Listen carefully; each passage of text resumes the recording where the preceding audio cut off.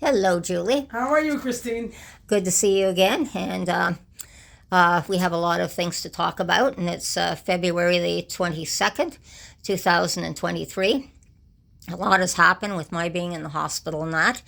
The big thing is, I want to thank you very much for saving my life No problem, my friend. and being All there the power for to you. and being there for the 2 days to help me out and to be by my side when I really needed a friend.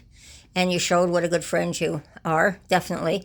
And from what I can see, I mean, I'm sorry you weren't there for Frank when he died, but if you were the kind of friend that I saw helping me on the floor after I collapsed there, then you must have been an excellent friend to Frank as well.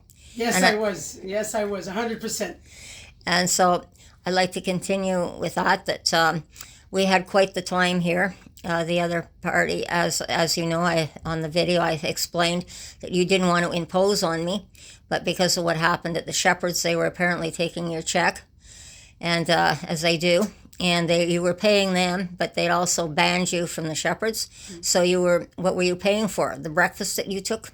I mean, at $500 and some dollars, if they were taking that off your check, was a lot to be taking off for just having a breakfast at their place, and like so many others, banning people.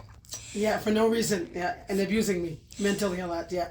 So you were just thrilled when you didn't know where you were going to go for the winter, and I wasn't going to let my friend die out in the cold after losing Frank and realizing just how vulnerable people were, the city was left scrambling trying to figure out where we're going to put people to keep them warm at this particular time. But So I'm so thankful for you and Christine to take care of me right now. I'm so thankful. yes, and in return you took care of me. So it was mutual. It goes both ways, and that was a wonderful thing that you did. Exactly. And so I don't know what I would have done without you. But the story, like I said, doesn't stop there. No, part- it doesn't. But there is very complicated, as you know. But I took you in because I knew I wanted to make sure that you were all right. You were a good friend of mine as well. We've been together, we've known each other since 2010. Even though it's on the street.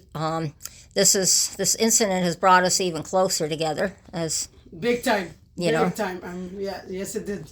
And I know you're grateful for me. I'm grateful for you. And we couldn't have had a better time in that respect of getting closer together. You're like a sister to me now, for sure. And you're part of my family in a way. And you're part of mine too. So, yeah. And it's not blood related. It's a chosen part of being a family, which is really, really nice after what happened. But I like to explain after you had to take over that day after the paramedics had to ship me off to the hospital there. What happened was because of the situation I'd had, my cats were here, and of course my dog is a service dog. And as you're well know now, what happens is people, if something happens in a horrible situation, you can actually traumatize a dog as well. I did not want her traumatized and outside the apartment, period. Okay, I needed somebody to look after them. I didn't, and being on the floor, there was no way I could call up some of my friends and see if they were able to help. You were the only one there. Now, previously, I've actually had you go to the store for me, and you've got me groceries and stuff. I gave you money, and when you came back with the groceries, you handed me the receipt along with the change, so I knew that I could trust you, that you were trustworthy with that. And I knew that at other times I had occasionally given you the keys to my apartment, so I knew you were trustworthy with my keys as well. So in this particular situation, I felt it best that you stay at the apartment and try and care for the apartment until I could make other arrangements, which took me a couple of weeks because I was in serious shape at the hospital. But it was not like I left you alone. As I was able to use the phone in the hospital, I got a hold of some of my friends. Sylvie Bigra, who has been working with us, and I've been working with her, and as you know, you have too, with the homeless and what's going on down here. Yes. Mm-hmm. I notified her right away. She came down, she was checking on you right away, and she's with the president of the community association down here in Lower Town. So she was popping in on you. I had another friend who was popping in on you to make sure you were all right. I had another friend who happens to own the older brother of my dog, come in and start taking her for walks off and on when the weather permitted. And we had a cancellation a few times too due to the weather, was pretty rotten, and it was pretty cold out there to take her out for walks. But I have her well trained. I cannot complain. And plus the fact I have a home phone here. So with my cell phone, I was able to call you every day on the telephone to check and make sure everything was okay. And that's all I was getting. Everything was okay at the apartment. Now, we had an incident. It was just a week prior to my leaving the hospital. This was an incident where, unfortunately, Heidi likes to get out in the hallway here sometimes, but I didn't realize at the time that she was out in the hallway. So, and you didn't think, and because you couldn't get her back in the apartment, you left her in the hallway. And one of the neighbors apparently supposedly took the dog in, and then the security and the police were called. Exactly. Okay. Yes, they were. So I didn't know this. I was in therapy for my knee at the time. I had just got to my door to my bedroom, basically, my room at the hospital, and the phone was ringing. My phone was ringing, and they don't let you take your phone in to do anything in the hospital. They don't want any distractions. So by the time I got to my phone, it was an unknown number. I was not aware at that time that the police were trying to call me. So I'm lying in bed. A little while later, a female police officer comes in, identifies herself, and said there's been an incident at your home. Your dog is out of the apartment. And my first impression was she's out of the apartment. I thought she was outside the apartment building running around. And my first flash of vision was, oh my God, she's got on King Edward and she's underneath the wheels of a transport truck. And of course, I do have her because she's a service dog. She's for my PTSD, so that set me right off. And then the female officer corrected herself and said, no, she was in the hallway, and they said that she was scratching at the door, trying to get in. Now, we also talked about it later. Your mistake was you should have brought the dog in no matter what it took. But I know Heidi, even everybody who knows Heidi, she likes to sneak out if she can. Sneak out all the time. Yeah, you're right. You're right. You know, and it's a little bit stubborn to bring back in. You know, like you have to come her a couple times. You know. But unfortunately, like I said, there's things that I should have probably told you, but I didn't think of her sneaking out, or else I would have told you, go to her toy box, grab a ball out of the toy box, go out in the hallway, throw the ball inside the apartment, then run and slam the door behind her. Now, if I told you simple instructions like that, it would have turned out better. But this female officer was telling me all of a sudden, you were not feeding her properly. She was thin. She was starved.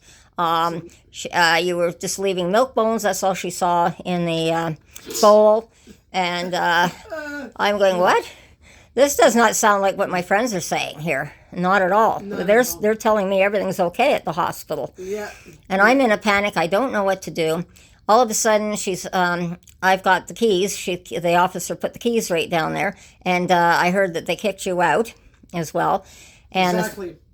And they turned around and they said, this female officer went in on how she had worked at the Shepherds previously. She knew you from the streets. She was, she's not very reliable. I took it on myself that she was unfit to take care of your apartment as well as your animals. And I know her from the streets, and she's probably not on her medication, is what she told me. And I'm just in a panic, and I'm having trouble breathing, and all I can do is concentrate on, thankfully, with the PTSD, I was kept concentrating on my dog. That was the only thing that kept me together at that point. And this wasn't right, but I could see, as we have the problem with the Black people and the Indigenous people, that some of these officers are totally biased. She said because she knew you, her mind was set, she didn't know you, and you have changed a lot for the better.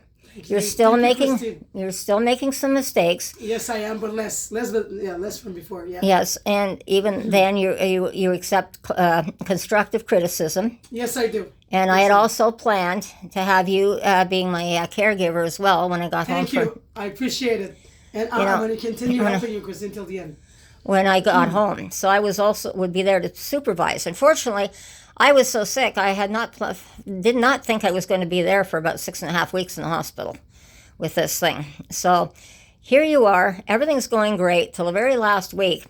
And you're there at least 6 weeks in the apartment or close to that. And everything's going fine. And all of a sudden, one mishap. And then, of course, I had to explain that your big mistake was going out to 454 just to pick up something and come back, which is only up the street from us. Didn't take you long, but all of a sudden this officer's telling me, well, the dog has been in your neighbor's apartment for 2 or 3 hours. No. And I'm going, They're what? lying. Yeah, they're lying. And My I God. couldn't believe that because I had just talked to you before you left. Thank early- you, Christine. Thank you, Christine. I was on the phone with you Yeah, they were, about 2 hours previous. Yeah, they were So where starting did this 2 to 3 hours that the Went. dog was in there? Went, yeah. So I had to question this. So anyhow, then the next thing I know, I was in a panic. I couldn't get a hold of Sylvie, so I called my friend. She came to the hospital, and fortunately she was there when the bylaw officer showed up with the paperwork that they'd taken Heidi, my dog, off to the Humane Society. So then I made arrangements for my friend. She was able to take the dog. And then she also was able to go back to the apartment, check on everything, and everything seemed fine. She made sure that my cats were fed. Everything was okay. Then she came back and she had Heidi with her. So Heidi was well looked after by her. She looked after her for the last week till I got out of the hospital. Then when you got out of the hospital, I made sure that you came back as my caregiver because you were booted out very unfairly. Thank you very much. I was booted out very unfairly. And they didn't want to listen to me. They didn't want to negotiate things with me, and they were really rude, and like they throw me out. So I had to work myself back in, and I learned my mistake, Christine. I do. Yes, because I had to explain at the hospital, and you were in tears, and you were upset. I was in tears. I know, and I was so upset for you because I realized you made a mistake, and your mistake was you cannot just go off and leave a dog alone because Never. they consider That's that why- under the that's- laws a form of abandonment. It But is- you it would is the not law. know that. No, I didn't know, but now I know. Yes, now you It's know. not gonna happen again, and swear to God, I'll no. I So really learned you my made lesson. I yes, really learned and my you made lesson. one mistake, and everybody recognized that recognized that. Oh gosh, you made one horrible mistake, and you got very severely punished for a mistake. That And I was, didn't deserve that. I didn't deserve. and it. I don't think you deserved that at all. But in the I was doing meantime, so well. here I am in my sick bed. The officer comes in, and I'm almost having a heart attack because I thought she first meant that she was going to tell me bad news that my dog was under the wheels of a transport truck. Yeah, to traumatize you at the hospital on Yeah. your bed. Yes, and I had the nurses, everyone was rushing in with the police officer there, and she ended up backing out of the room, I think, as quickly as she could. But again, I caught her. Because this is when you look at Black Lives Matter and the Indigenous people, it's a set bias because you are a street person. And she also said, well, I shouldn't have street people in my apartment. But again, because I'm working with Sylvie Bigara with the Community Association, I also have communication with the community police officers at the same time. If something was wrong or I needed help, I would have automatically gone to one of our community police officers. And the good news is, I'm going to share with our viewers right now, is that because of the videos that Sylvie's been sharing with our politicians and stuff, it has been agreed that a community police station is going to be set up in the Byward Market. I'm not sure when. They're apparently looking for a location right now. But apparently that is in the works so that we have our community officers working with the people down here. That's really good, really good. I'm so happy that we're going to make a good arrangement. Around How do our community officers treat you compared to our patrol officers? There's a big difference. They have more respect for me than the patrol. Yeah, they do.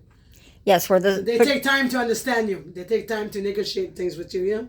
And they don't leave you, traumatized. Like you say. Yes. They take time to resolve things with you and then to sit down and talk, and to understand you. Yeah. Because those patrol, they don't do that. They want to power trip you. They want to abuse you, and they want to take everything away from you.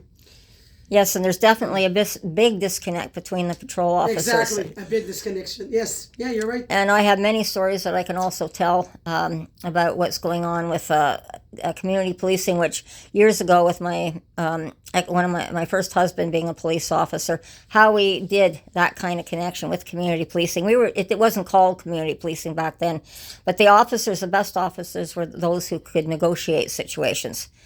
And that's what I'm seeing in our community officers.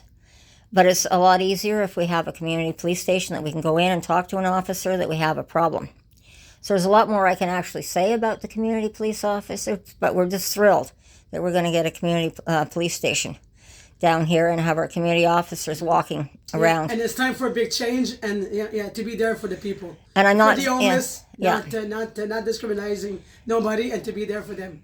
You see, and the problem too is that it's not just a police problem here that we have; it's everyone's problem. It's everyone's problem right now.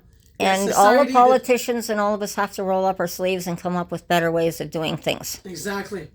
The government needs to change, and the cops too around, and those shelters. Yes. So everybody has got to get up and pull their sleeve up and say, hey, everybody wake up here, So it's time to give a hand to everybody. And give a hand and give respect to the homeless. And unfortunately, that's not happening with the Shepherds right now, having to deal with a board member. And I'll be speaking more on that as well as an update. But I just wanted to give our readers a view that we're both fine. You're here in my apartment again as my caregiver, helping me out, going for my groceries and stuff that I need because I can't trust today. Yeah, staying strong. We're staying strong, my friend. We are staying strong. We are.